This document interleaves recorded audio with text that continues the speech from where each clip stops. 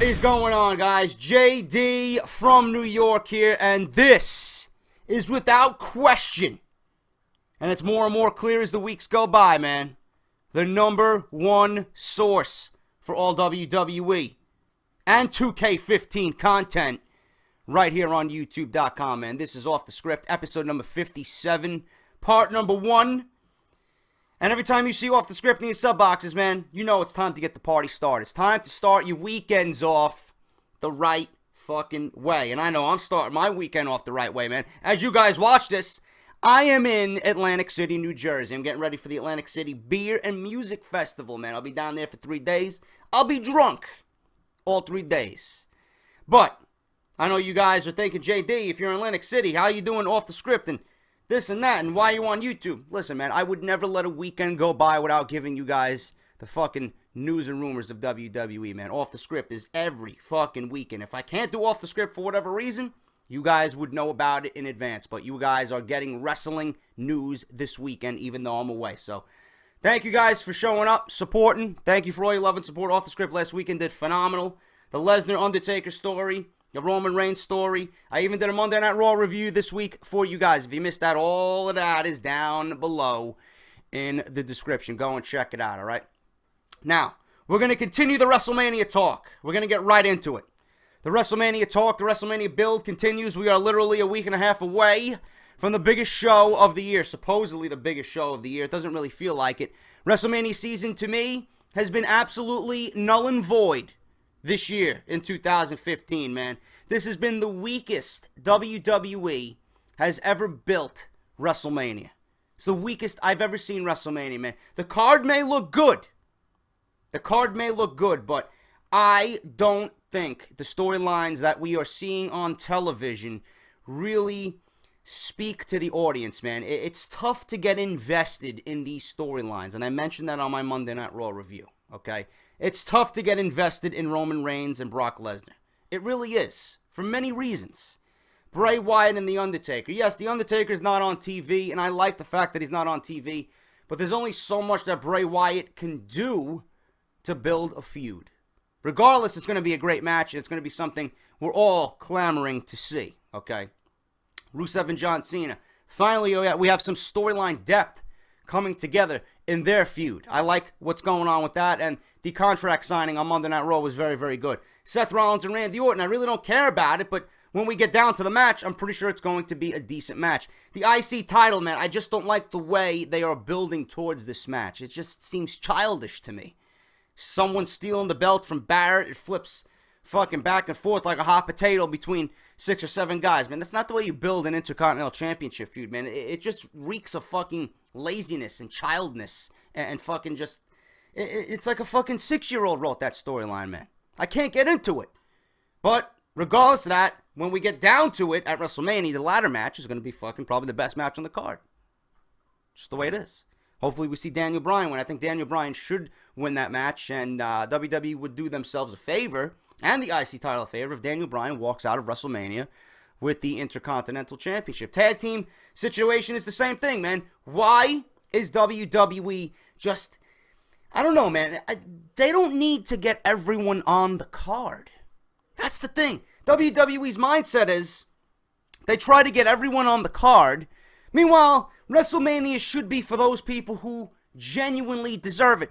I don't give a shit if you're on the roster or not, man. Los Matadores don't belong on WrestleMania. I don't care. A New Day doesn't belong on WrestleMania. They don't. Plain and simple. They did nothing throughout the entire year. That does not warrant them to have a WrestleMania shot to be on the card. I'm sorry. That just speaks laziness to me, man. Why you got to get everyone on the card? Just like the Andre the Giant Memorial Battle Royal. Same shit, man. End it. Get rid of it. It's fucking trash. Absolutely trash. You're going to give 10 to 15 minutes to a fucking lackluster, sloppily built Battle Royal that nobody cares about, man. You know what I'll be doing during the Battle Royal? I'll be drinking my fucking beer and munching on fucking wings and chips or whatever else I got in front of me, man, during WrestleMania. That's what I don't give a shit. I just don't care about WrestleMania as a whole this year. I'm going to give you my expertise and my opinion on it, obviously when the show is over, but I know you guys feel the same way. WrestleMania does not feel like WrestleMania. This is supposedly the Super Bowl of WWE. They really haven't shown us that they care about it. And WWE and the ratings from Monday Night Raw really show that the fans don't care about it either.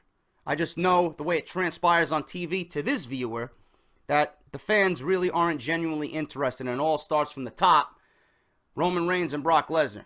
When you have Brock Lesnar in your main event, and the most important thing right now, the most talked about thing is his contract negotiations with UFC, Dana White, Bellator, WWE. When you have that being the most important aspect of this title match, and the challenger supposedly is the next face of the WWE, there's a big fucking problem there.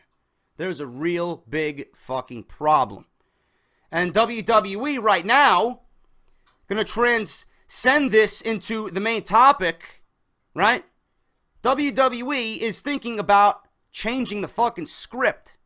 According to Mets Fan Forever, a fucking entity on Reddit, okay? An entity on Reddit took to Reddit this week, and everyone knows who he is by now. He's a former WWE backstage worker, supposedly, and he's broken several WWE stories in the past and uploaded show scripts on Reddit. Some people say that it actually might be Mick Foley. Heard a rumor going around that it might be Mick Foley, but we don't know who this guy is. He is verified on Reddit, so whatever he says obviously is verified by the moderators on there. He's been reporting this week that several people at this week's SmackDown tapings, which you guys seen yesterday, okay? SmackDown are claiming that the word is that Brock Lesnar will indeed sign a new deal with the WWE and stay with the company. He stated that with Roman Reigns not. Roman Reigns has not been receiving the type of crowd reaction that the company had expected. This is expected, man. When you force feed someone down our throats, that is expected. Triple H is now even pushing the idea of having Lesnar retain the WWE Championship, which would be the best decision here, which I explained to you on Monday Night Raw Review. Go and check it down in the link below in the description if you did indeed miss that, all right? He's actually pushing this idea to Vince McMahon. Whether Vince McMahon agrees with this or not, listen, Vince, you gotta get down and realize this is the wrong decision right now. Roman Reigns is not right for business. You're gonna put the title on Roman Reigns, everyone is going to be cheering for Seth Rollins to cash in. When Seth Rollins does cash in on a Roman Reigns, if he is indeed champion, the fucking place is going to erupt because nobody wants to see Roman Reigns as champion. There's no way the WWE, and they've done a fucking terrible job at it. He won the Royal Rumble, great. What have you done with Roman Reigns since then? You haven't built him up as a credible challenger. You really haven't.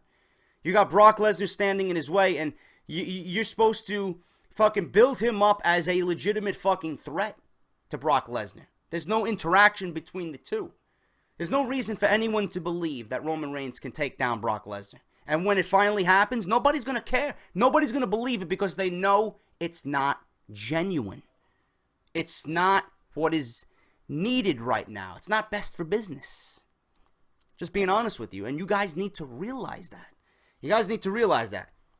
All right? So he's pushing this idea to Vince McMahon. The idea would be for Lesnar to continue making limited television appearances while holding the title. Okay? WWE would also elevate the United States Championship and the Intercontinental titles at WrestleMania by putting them on Daniel Bryan and John Cena, respectively. So that means John Cena apparently might be walking out of WrestleMania with the United States Championship and giving Rusev his first loss. I don't know how people are going to feel about that, but I honestly think that is the wrong decision. Why can't we have a Daniel Bryan versus Rusev match? Maybe a unification match. All right? Those titles would headline house shows and pay-per-views, and Lesnar would not be scheduled for anything. He would remain on his limited date schedule. So, WWE's mindset right now, what Triple H is trying to push to Vince McMahon is that Lesnar continue doing what he's doing. He don't have to work the house shows, make limited appearances, do what he's been doing, show up with the title when he's needed. I don't mind it. Some of you do mind it. I don't mind it. You're going to watch it anyway. So what's the fucking difference? The WWE's mindset here is if they put the two biggest titles below the WWE title on John Cena and Daniel Bryan, who is obviously the top two guys in the company, then WWE would not be missing much with Lesnar being out. I like that idea. I just don't like the idea of Rusev taking a first loss to John Cena. I just don't think that is the smart decision. WWE has something special in Rusev. Why not build him up legitimately, have him remain undefeated, because you don't see anything like that in modern day WWE, man. You got something brewing here with Rusev. Go with it. If you believe in Rusev, if you built him up as a legit heel, he's one of the most legit heels the company has seen in a long time. Why would you take that away from him, man? That is something rarely seen, someone going undefeated for over a year. You're going to give it to John Cena. Why does John Cena need to beat Rusev? It's not going to do anything to John Cena's career. It's just going to fucking have people fucking say, oh my God, it's the same shit. Their eyes are going to roll in the back of their heads, and people are going to get disgusted.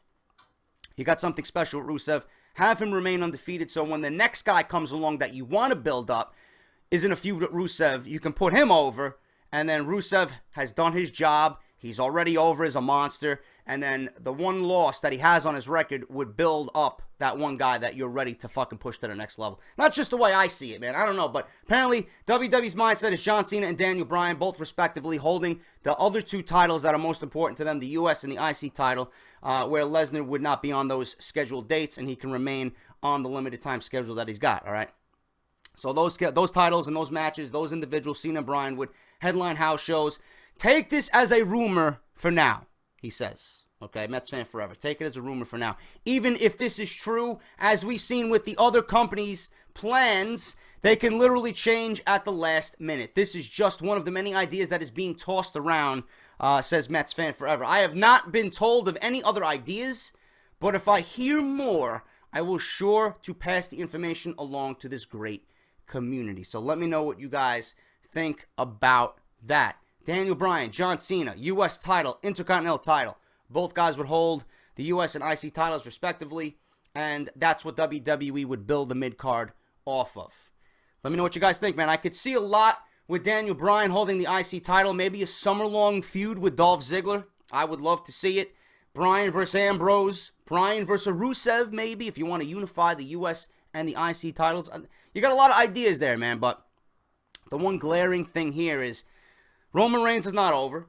If WWE does sign Brock Lesnar to a new deal, I do think he should remain WWE champion for a very long time. Very long time. I don't think anybody should ever beat him, period. If Lesnar does walk, I think he should... Even if Lesnar does walk from WWE after WrestleMania, I say have him beat Roman Reigns and forfeit the fucking title. If you want Roman Reigns to win the title in a tournament, fine. Everybody loves a tournament. Gather your top 8 men, have them battle it out on Monday Night Raw. Seriously, Monday Night Raw is a 3-hour show. That would be fucking fantastic. A fucking 8-man tournament over Monday Night Raw to crown a new WWE champion, man. That's what would get the viewers in. And then all of a sudden, Roman Reigns wins the title, and Seth Rollins cashes in Money in the Bank on Monday Night Raw. Would make for one hell of a fucking historic show. I would tell you that, man. But if Lesnar does resign, he should be champion. If he doesn't, he should walk out of WrestleMania the same as champion and just forfeit the fucking belt. I'm done. Nobody could beat me. Nobody could beat me. WWE has done nothing with Roman Reigns to make you, me, and everybody else believe that he could legit take down Brock Lesnar. It's not going to happen. Not going to happen, man.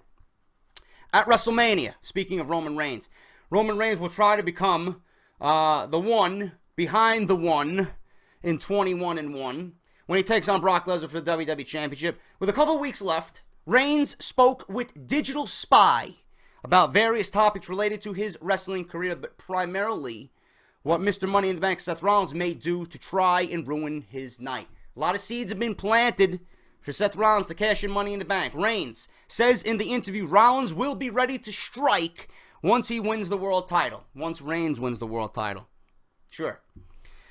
That's what the game plan is. Not only to win it, but walk out that night with the WWE Championship, because you hit it right on the head. Seth is a little snake, man.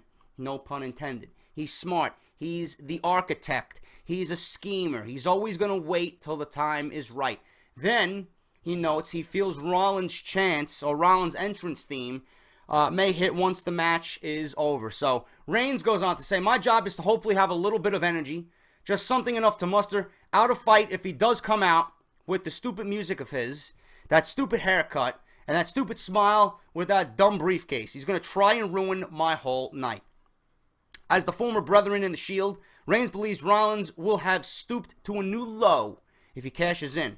That hurts me for someone who was my brother, someone I was so tight with to try and take that moment away from me. He better hope I don't get too pissed out there. So, again, I just read this story. I wanted to inform you guys that the seeds are continued to be planted, okay? The WWE seems to be dropping hints all over the place that Rollins will cash in at WrestleMania, and that, again, speaks volumes, even when Roman Reigns is talking about it in a digital spy interview, all right? With the WWE's biggest event of the year, WrestleMania, less than 3 weeks away. This is when this news article was written. WrestleMania right now is 1.5 weeks away. The company has continued to feverishly work for the show of shows. WWE is issuing a casting call for male extras to portray a Russian soldier, like I reported last week with Rusev. In all likelihood, the casting call signifies the company's plan to give Rusev a grand entrance at WrestleMania 31, seeing him come to the ring with Russian soldiers in tow. Similarly, WWE has now been rumored to have issued a casting call for extras to portray scarecrows at WrestleMania 31. Here is a little bit more of information as to which WWE star may contain scarecrows in his entrance at WrestleMania. Following the rumors surfacing, fan speculation sees 2 potential WWE stars containing scarecrows in his entrance: Sting or Bray Wyatt. The former seems to be more likely to receive a grand entrance at WrestleMania, as it will be the first time Sting has competed in WWE. Additionally, with continued mystique of Sting, scarecrows may suit him better than Wyatt. On the other hand, Wyatt received a special entrance at WrestleMania 30 in 2014, seeing his theme song played live prior to squaring off against John Cena. Why can't Sting and Bray Wyatt both have special entrances, man? They're both marquee matchups at this year's WrestleMania. WWE certainly wants to make a grand spectacle of it all. So it is what it is, man. I'm sure Triple H is going to get a fucking grand entrance. He always does. He always does, man. Undertaker's going to have his entrance as usual. You know, Sting should have an entrance, a grand entrance, being that it's his first time in a WWE ring wrestling against Triple H. So I like the idea of that, man. The more thought, the more epic it looks. WrestleMania just seems all that much better, man. So Sting possibly may be getting a special entrance at WrestleMania, just like Rusev is rumored to have his special entrance with the Russian soldiers, all right? Through the past couple of weeks of WWE programming, WWE seems to have built towards a multi-team match for the Tag Team Championship at WrestleMania. All right, it appears likely now that Cesaro and Tyson Kidd will defend their gold against multiple teams, including the Usos, the New Day, and Los Matadores. Like I said in the outset of this video, I don't like it, man. What happened to the Ascension? Really? The Ascension should have been built immediately on the last Raw of the year to take down the Usos, and WWE failed at building them up, okay? WWE recently published an article on WWE.com regarding potential plans for the WWE Tag Team Championship at the Show of Shows. Within the story, there was a tease towards a New Day bringing back the Freebird rule should they capture the tag team titles at WrestleMania. Now, for you guys who don't know, the Freebird rule would see the 3 members of the New Day, Kofi Kingston, Big E, and Xavier Woods, work interchangeably with the tag team titles. So, for example, if Kofi and Big E win the tag team titles at WrestleMania, on the next night on Raw, the Freebird rule would be instituted, and Kofi and Xavier Woods can be a tag team champion. Okay, even though he won it with Big E the night before, he interchanged. So if Big E wins the title with Kofi, Xavier Woods can be interchanged with Big E, and all 3 members realistically would be tag team champions. Okay, so that's the way that works. That's the Freebird rule. So New Day, Kofi Kingston, Big E, Xavier Woods will work interchangeably with the tag team titles below. Right now, I'm going to read you a piece from WWE.com. A strong case could be made for a number of duos, including 3 of the teams who competed in an 8-man tag team match along with the title holders on March 12th of SmackDown. Usos, Los Matadores, A New Day. Speaking of A New Day, if these fun-loving superstars were to ever claim the WWE Tag Team titles, could we see the revival of the Freebird rule? For something like that, I wouldn't mind seeing it. I know the Shield was, I think the Shield was doing that when they were tag team champions. Regardless of that, the Shield kind of worked the same way. I would like to see that Freebird rule brought back if indeed the New Day, which I doubt they will, wins the tag team championships at WrestleMania 31. All right. For the fourth time, 10-time WWE and World Heavyweight Champion Dwayne "The Rock" Johnson will be hosting NBC Saturday Night Live on March 28th, the day prior to WrestleMania 31, which should be nice exposure for WWE. I'm sure he's going to be, dropping WrestleMania is live on the WWE Network somewhere in the program, all right? The announcement was made on Friday, March 13th, by two parties through social media. Rock joins the program in preparation for the launch of one of his latest film projects, Furious 7. The latest movie from the popular Fast and Furious series hits theaters on Friday, April 3rd. For the show, Rocky will be flanked by musical guest George Urza. Don't know who he is. I don't listen to him. As noted, this will be the fourth time The Rock hosts the television show. He first hosted the show on March 18, 2000. A few weeks prior to WrestleMania 2000. Following that, The Rock was called back for a show in April of 2002 and March of 2009. So if you guys are fans of Saturday Night Live, the Saturday before WrestleMania, Rock will be hosting the show. Should be funny. Rock is genuinely an entertaining and funny guy, man. It should be nice to see. All right. And finally, guys, to end this week's Off the Script, number 57, part 1. Finally, Gossip Extra reports that the owners, speaking of The Rock, this is pretty hilarious. Gossip Extra reports that owners of a $6 million mansion in Southwest Ranches, Florida, are wanting Dwayne Johnson to pony up and pay for damages to the property. According to the report, Johnson and his crew had been renting the mansion for the past 2 years at $25,000 per month while his permanent home was being finished, and he had just moved out. Neighbors of Johnson told Gossip Extra that the house was not properly maintained, and the website has photos of some of the damages, which include a missing fountain and 2 broken air conditioning units. Some of the other damages include rotten AstroTurf in the batting cage, thousands of dead plants and flowers, dozens of dead rare tropical fish in the saltwater tank, and much, much more. The owners are asking Johnson to pay $80,000 for damages to the 5-acre home. I don't know, man. If you got that kind of money for $25,000 per month to just simply rent a home while your mansion is being fucking built and fucking refurbished, I don't know, man. You kind of get, I could see The Rock getting lazy with that. I really could see anyone getting lazy with that, man. It's not your home. It's not your home. You're simply renting it. You know, after your time is up there, you don't give a shit what goes on there. But I doubt very highly that The Rock would put his reputation on the line like that. You know, I don't think The Rock would want that kind of negativity surrounding him. So I don't really see The Rock doing that kind of thing. Gossip Extra is exactly what the title is, man. It's just fucking gossip. They probably just wrote the story simply to get views and clicks on their website and views in their magazines, man. So, I mean, take it with a grain of salt. I don't see The Rock, putting his reputation on the line like that to damage a fucking property that he doesn't own. But $25,000 a month, man, it just goes to show you what kind of money The Rock is making right now with his movie career. That is fucking unbelievable. But that's the end of Off the Script, guys. Number 57, part number 1. For part number 2, more and more speculation has been arising in the dirt sheets, in the community, and just the wrestling industry in general.